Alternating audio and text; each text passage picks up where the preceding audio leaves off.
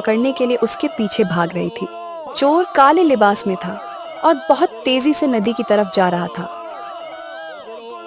भीड़ नदी के पास पहुंची, लेकिन तभी उनका ध्यान नदी में डूब रहे एक युवक पर गया। बचाओ बचाओ बचाओ बचाओ बचाओ बचाओ कोई मुझे बचाओ बचाओ। अरे वो देखो, वो कोई नदी में डूब रहा है। चलो चलो उसे बचाते हैं, आ जाओ। एक दूसरा आदमी जल्दी से नदी में कूदकर उस युवक को बचाकर बाहर ले आता है। हाँ, अरे भैया तुम ठीक तो हो ना? हाँ भैया, आपने मेरी जान बचा ली, वरना आज तो मैं मर ही जाता। अरे बच गया भगवान, बच गया। लेकिन तुम नदी में कैसे गिरे भाई? अरे क्या बताऊं, यहाँ से एक आदमी बहुत तेजी से भागता हुआ जा रहा था। मैंने देखा कि उसके पीछे भीड़ भाग रही है, तो मुझे लगा कि वो चोर होगा। बस अब मैं उसे पकड़ता इससे पहले ही उसने मुझे नदी में धक्का मार दिया है। बताइए भला। ये बात है, इसका मतलब ससुरा चोर यहाँ से बच के निकल गया। अरे जाने दो कोई बात नहीं। अगली बार हाथ लगाना तो उसकी खार नहीं बड़ा आया। अरे वो कभी कहाँ किसी की पकड़ में आया है? खैर चलो चलो, सब लोग अपने अपने काम से चलो। अरे चलो भाई, चलो चलो। अरे तुम भी जाओ, क्या देख रहे हो? जाओ भाई। भीड़ वहां से चली जाती है, लेकिन उनके जाते ही वो युवक हंसने लगता है।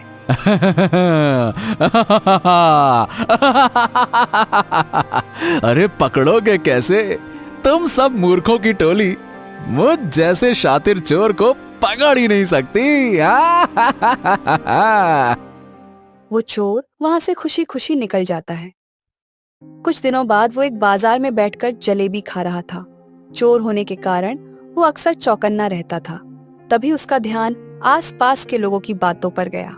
अरे भैया, ये बात तो पक्की है कि पुराने किले के तहखाने में एक जिन्न बंद है। और जो उसे आजाद करेगा उसे वो असीमित दौलत, धन, सब कुछ बहुत अच्छे से देगा। जिन्न बंद है बड़े आए। ए भैया, ये सब अफवाह की बातें हैं। असलियत में ऐसा कुछ होता नहीं है भाई। फालतू की इन बातों के चक्कर में आ नहीं जाना। नहीं, उस चक्कर में तुम्हारी चक्री पिस जाएगी। ऐसी चीजों से तो हमें मीलों दूर रहना चाहिए। जाने वहाँ क्या खतरा हमारा इंतजार कर रहा हो, बताओ भला। चोर उनकी बातें सुनने के बाद खुद से कहता है, हाँ, अब ये जिन्न की बात अफवाह है या सच, इसका तो पता लगाना ही पड़ेगा। क्योंकि अगर इस गांव में कहीं दौलत मौजूद है तो वहां मेरा पहुंचना तो जरूरी है। चोर तय कर लेता है कि वो किले में जरूर जाएगा और जिन्न है या नहीं इसका पता लगा कर रहेगा। अगले ही रात को चोर पुराने किले में जा पहुंचता है। ये किला तो काफी पुराना लग रहा है, अंदर से भी काफी बड़ा होगा। इसका तहखाना ढूंढने में ही काफी वक्त लग जाएगा। अरे चलो जल्दी से इसका तहखाना ढूंढता हूं और देखता हूं वाकई में जिन्न है भी या नहीं। थोड़ी देर तलाश करने के बाद चोर तहखाना ढूंढ लेता है। तहखाने में काफी पुराना सामान पड़ा हुआ था और वह किसी कबाड़ खाने से कम नहीं लग रहा था। ओफो, यहाँ तो बड़ी मेहनत लगेगी। हर एक एक करके ये सारा पुराना सामान हटाकर देखना पड़ेगा। चलो हटाते हैं। सामान हटाने के लिए चोर जैसे ही आगे बढ़ता है, उसके पैर से कुछ टकराकर नीचे गिरता है। चोर देखता है तो वो एक सुराही थी जो गिरने से उसमें लगी ढक्कन खुल जाती है और सुराही से एक जिन्न बाहर निकल कर आता है और जोर जोर से हंसने लगता है।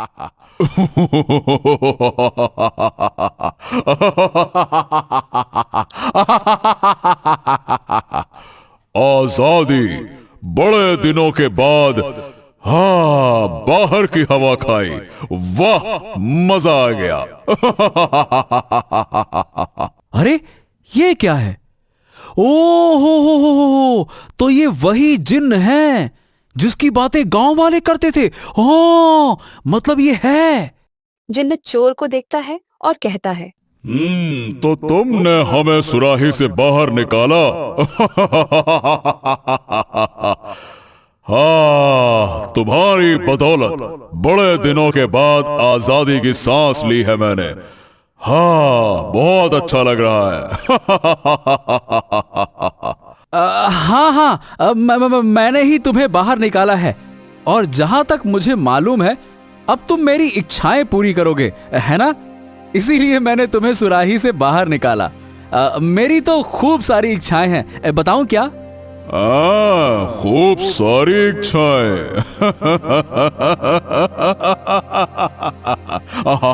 बिल्कुल बिल्कुल, बताओ, मैं तुम्हारी सारी इच्छाएं पूरी कर सकता हूँ। तुम मुझसे कुछ भी मांग सकते हो, बोलो। अरे वाह वाह वाह, ये तो बहुत बढ़िया है।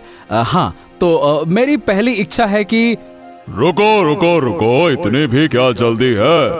इससे पहले कि तुम कुछ मांगो, मैं तुम्हें बता दूं कि मेरी भी एक शर्त है, और उस शर्त को पूरा करने के बाद ही तुम मुझसे कुछ मांग सकते हो। क्या शर्त? कैसी शर्त?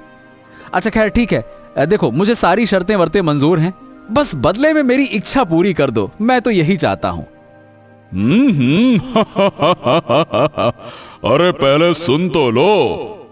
तो जो मुझे आजाद करेगा, मैं उससे 3 सवाल पूछूंगा, और यदि वो सवाल हल ना कर सका तो उसकी जान मेरी होगी।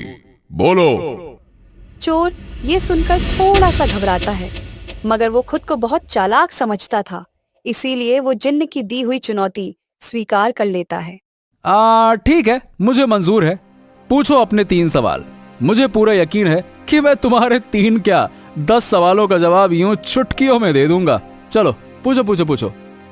जिन्न को यकीन था कि चोर उसके सवालों का जवाब नहीं दे पाएगा, इसलिए वह अपनी शातिर मुस्कान के साथ पहला सवाल पूछता है। तो बताओ, ऐसी कौन सी चीज है जो कभी बढ़ती नहीं पर हमेशा चलती रहती है? बोलो। ऐसी कौन? हाँ, समय समय। जिन्न को ये देखकर हैरानी हुई कि चोर को सवाल का सही जवाब मालूम था। ना चाहते हुए भी जिन्न को चोर का यह जवाब सही मानना पड़ता है। ठीक है, सही जवाब दिया तुमने, लेकिन हाँ, ज्यादा खुश मत होना। अब मेरा अगला सवाल ध्यान से सुनना, क्योंकि वो और ज्यादा कठिन होगा। मेरी छाया से बड़ी लेकिन मुझसे छोटी चीज क्या है? बोलो। छाया से बड़ी? हाँ अरे तुम्हारा अहंकार, और क्या। जिन्न को ये जवाब सुनकर बहुत चिढ़ हुई, लेकिन उसे इसको भी सही मानना पड़ता है। जिन्न ने अब ठान लिया था कि अब वह चोर को छोड़ेगा नहीं, और अब उसने तीसरा और सबसे कठिन सवाल चोर के सामने पेश किया। ठीक है, तो मेरा तीसरा और सबसे कठिन सवाल सुनो। मैं कौन हूं और मुझे इस सुराही में किसने यहाँ कैद किया? यह सवाल चोर को हैरान कर देता है, क्योंकि वह जिन्न की पूरी कहानी नहीं जानता था, और ना ही किसी और को मालूम था कि जिन्न को किसने कैद किया था। क्या हुआ? बोलती बंद हो गई क्या? या फिर कुछ समझ में नहीं आ रहा कि क्या जवाब दूं? हाँ, सोच लो, जितना वक्त लेना है लेकर सोच लो, लेकिन ध्यान रहे, गलत जवाब दिया तो तुम्हारी जान हमेशा के लिए मेरी हो जाएगी। चोर के सर पर अब भारी मुसीबत आन पड़ी थी। उसे कोई अंदाजा नहीं था कि उस जिन्न के सवाल का अब क्या जवाब देना है। अरे हाँ, इस जिन्न ने तो मुझसे कहा था कि ये तो सुराही में बंद था। बस इसे बहकाने का तरीका मिल गया है। अब मैं इसे इसी के अहंकार के जाल में फंसाऊंगा। रुक जा बेटा, मैं बताता हूं। अरे क्या बताया था तुमने मुझे कि तुम इस सुराही में कैद थे, है ना? हाँ, तो उस बात का मेरे सवाल के जवाब से भला क्या लेना देना? तुम तो मुझे जल्दी से जवाब